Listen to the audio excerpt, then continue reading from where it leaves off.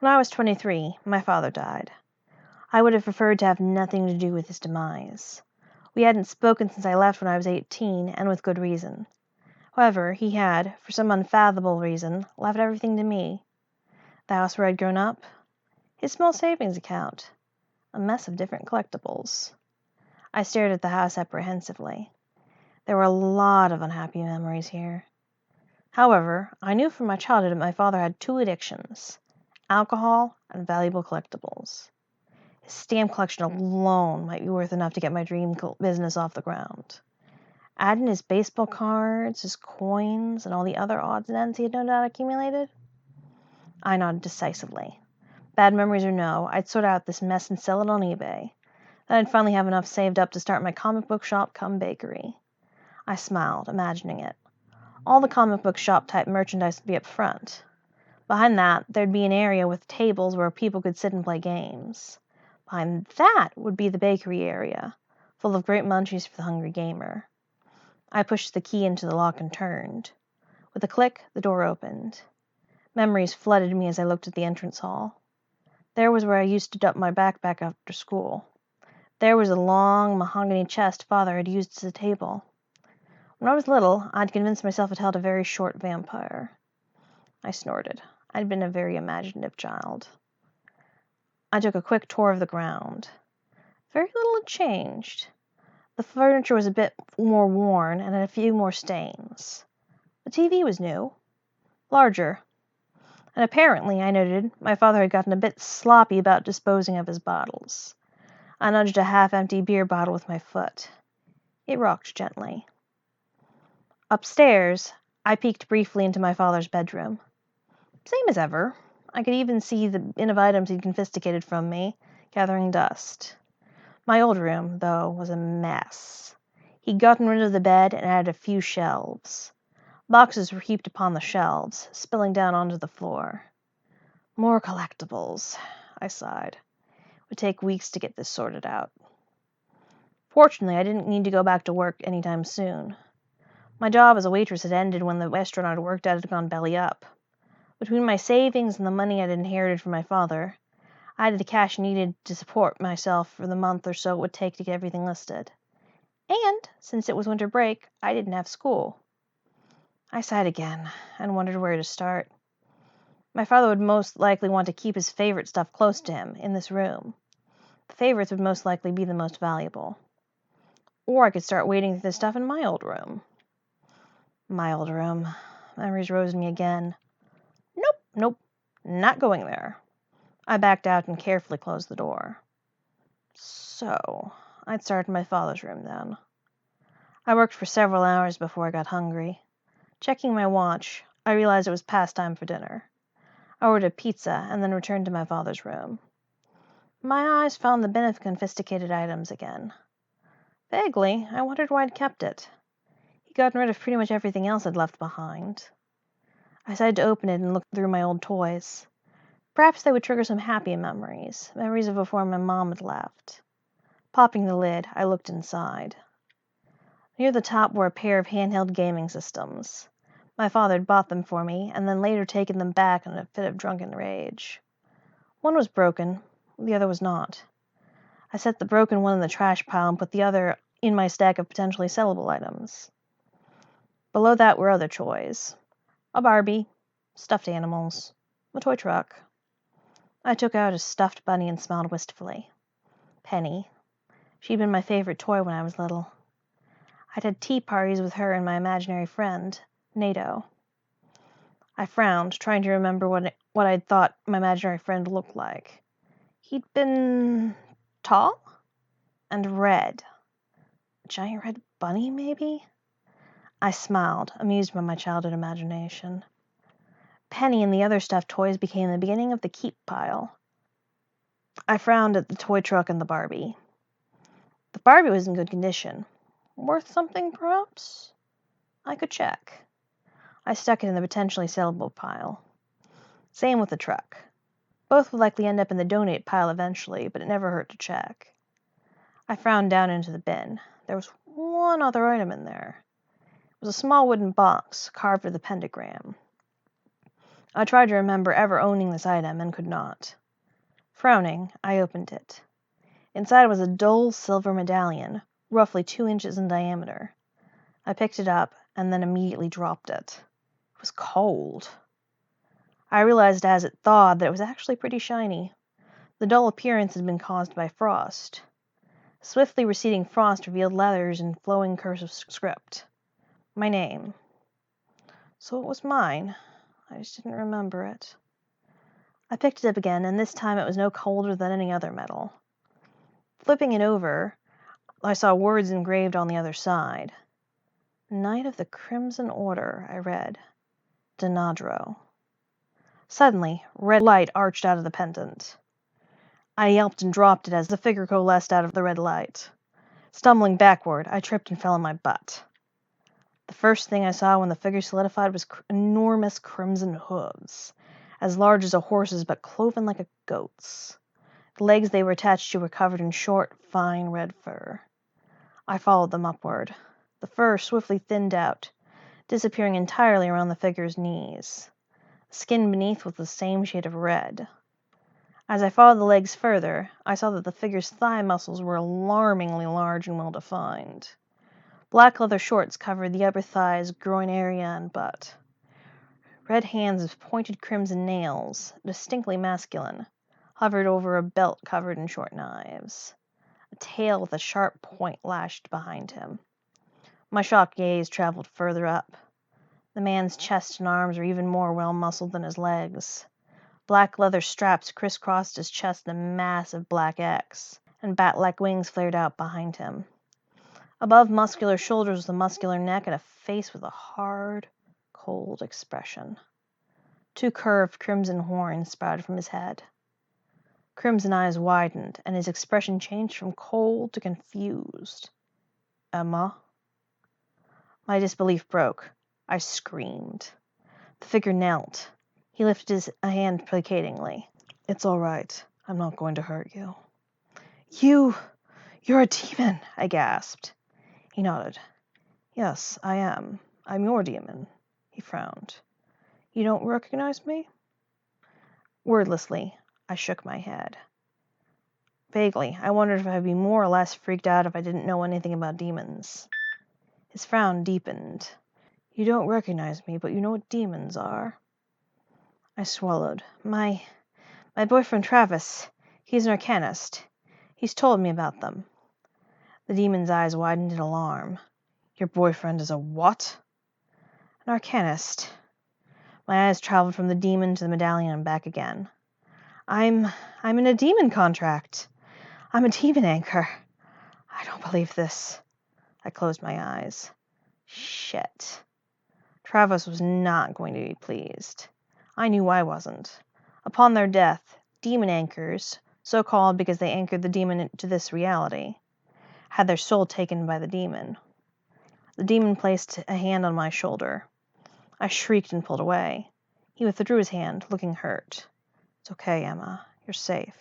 I'd never hurt you. He looked around the room.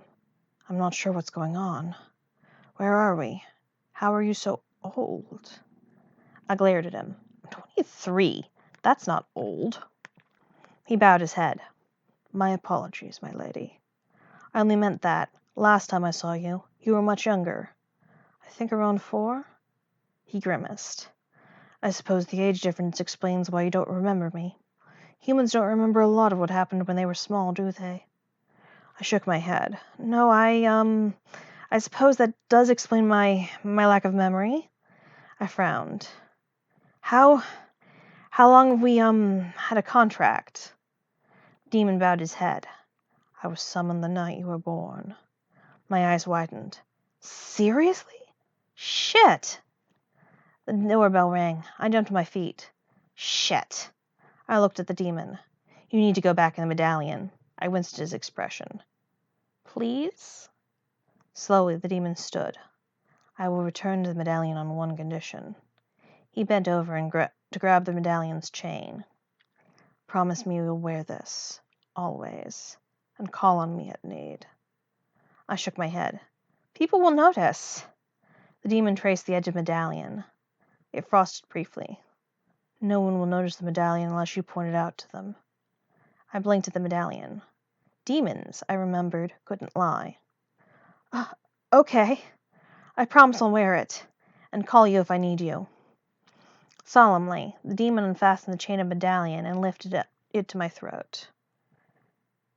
Good, he said as he fastened it behind me. Now, to call me, just say or think my name. I blinked. Your name? He flipped the medallion over to show the side with Knight of the Crimson Order and Denadro on it. He traced the lower part. My name is Denadro, like it says on the medallion. He vanished in another burst of crimson light which flowed back into the medallion. I sighed in relief and went to answer the door. The pizza delivery girl was about to leave when I opened the door. I paid for my pizza with a nice tip and went inside. Sighing, I wondered what to do next. Should I call Travis and tell him about the demon contract? Perhaps there was a way out of it, a way to keep my soul intact after I died. I sighed again. Travis had already told me there was no way out. If a demon died while bound by contract, it returned the medallion until it recovered. No spell could end a demon contract, and no power could break a medallion. That was why Travis was so dead set against my becoming a demon anchor when his parents suggested it. He'd flat out told them no, he wouldn't let me do it, and if they tried to force the issue, he'd fight them. His mother countered that, without the protection offered by a demon, a Norm like me was a liability he couldn't afford. He could get hurt trying to protect me from his enemies. If I was captured, I would be a powerful bargaining chip. I thought back to the conversation. Without a contract, Travis, she won't survive in our world, his mother, Deidre, said. It must be done. His father, Ronaldo, sighed. Shouldn't it be her choice, dear? Travis and Deidre glared at him. No, they said in unison, and then looked at each other, frustrated. After a moment, Travis sighed. I suppose it should be your choice, Emma. He frowned. But please, don't. I don't really have any enemies. You'll be safe. Deidre sighed. If you want to become a bounty specialist, you'll get some, believe me. I know I did. Then I won't become a bounty specialist, Travis said, determined. I'll be something else. Ronaldo frowned. You've wanted to since you were in kindergarten. It's what you've been training for all your life. I'll train for something else from now on, Travis said. I'm getting a business degree, remember? That was your idea. I'll use that. The business degree was supposed to be so you could manage other bounty specialists, Ronaldo protests. You never planned to use it for anything else. Travis's chin jutted out. Plans change. He stormed from the room. I followed, but not before I saw Travis's parents exchange a worried look. Later, I'd asked Travis, Are you sure? He glanced away from the board briefly. What? Are you sure you don't want to be a bounty specialist? I asked. I looked away. I'm sure dozens of mages would be more than happy to be your girlfriend, and they wouldn't get in your way. Travis pulled over to the side of the road. You're more than worth it, he told me. I love you, Emma. You're smart, strong, kind. Just as into sci-fi as I am. You're an amazing person. I shook my head. I'm not that great, I muttered. That's your father talking, Travis told me sternly. And you know it. He shook his head. Someday I'm going to kick that guy's ass for you. I'll turn him to a rabbit for you. I giggled. I thought you sucked at transformation. He shrugged. I'll learn it, just for this. And then the Council of Mages would turn you into a rabbit for using magic on a Norm, I reminded him. He smiled wryly. Actually, they'd probably just fine me or something. If I didn't do it in public, at least. Then they'd turn him back and wipe his memory. He shrugged. If they find out. They might not. I blinked. Seriously? You mean you could turn him into a rabbit and just get away with it? He grinned. Yeah, you want me to do it? I shivered. I don't think so. After a pause, I asked Travis. Someone could do that to me, couldn't they? Travis grasped my hand. I wouldn't let them. I'll protect you. Or barring that, I'll find you and change you back. He looked into my eyes.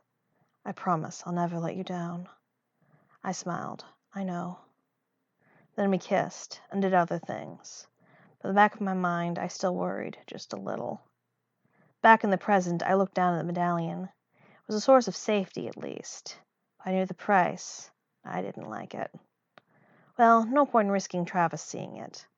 It was too tight to just slip over my head, so I fumbled for the catch. And kept fumbling.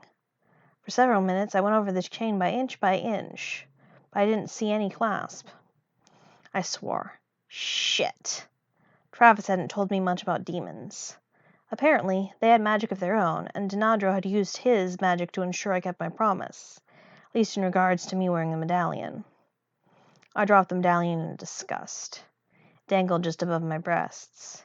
Well, if demons had magic of their own, that explained how Denadro was keeping the medallion from being noticed. I just hoped his magic was strong enough to fool Travis. I continued searching through the mess that was my father's house the next day, and the day after that, and the day after that. Even with music and audiobooks, it got boring. I finished my father's room and started on the downstairs. I looked down at the chest in the entryway, remembering nightmares of vampires. Just a chest, I muttered. There's no such thing as... And I reconsidered. Mages existed. Demons existed. Why not vampires? I sighed and picked up my phone. Travis answered on the first ring. "Emma!" he exclaimed. "It's so good to hear from you." I smiled. "Missed me, did you?" "Of course," Travis told me. I laughed. "Then why didn't you call me, silly?" I could picture a shrug. "I was going to if you didn't call today, but you said you were leaving town for something personal. I didn't want to bother you." I sighed. I hadn't known what to tell Travis. If I'd told him my father had died, he'd have wanted to come with me, and he had classes. "I missed you, too." I paused. "I have a kind of weird question." "Weird how?" Travis asked. It's about your world. Magic and shit," I said. "Nothing weird about that," Travis said. "It's natural for you to be curious." "Is there such a thing as vampires?" I asked. Travis was silent for a second. "Is there a reason you're asking me that question?" he asked, his voice serious. I tried to laugh it off. "It's nothing. I was just reading is all." "Emma," Travis said, "I'm serious. If there's any possibility there's a vampire near you, I need to know. Vampires are extremely dangerous." I looked down at the chest. "I'm not in any danger, Travis, really." "You can't be sure of that," Travis said. "I'm sending someone to you. Stay where you are, okay?" "Travis," I began, but he had already hung up. I made a face. I knew he was sending. I began to dial. If I called him back, if I explained... There was a rush of air from behind me and a loud pop. Too late. Sighing, I turned. The sorcerer behind me put up his goggles and looked around. "Dude, this place is a mess."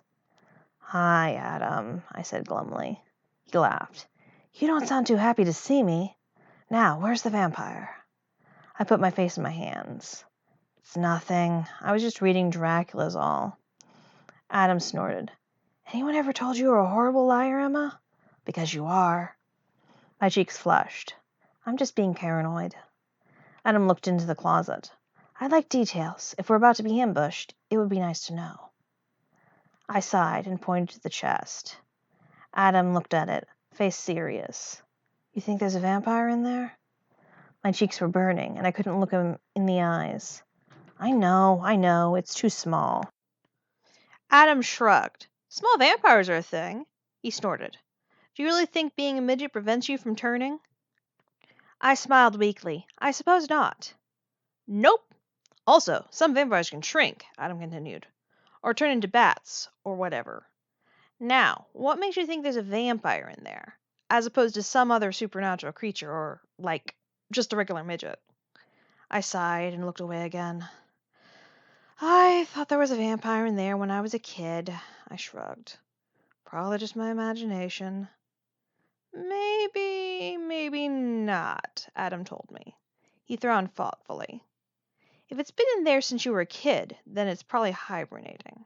Hibernating vampires don't come out of it quickly, so we probably don't need backup to open it." He pointed to the opposite side of the room. "You should still stand over there, though." He fished in his pocket. And hold this. He held a pendant out to me. I blinked. Isn't that the protective amulet Travis made for you? He shrugged. You need it more than me right now. I've got basic defensive magic. You don't. And Travis will kill me if you get killed. I sighed. Yeah, okay. I took the pendant and stood where he'd directed me to stand.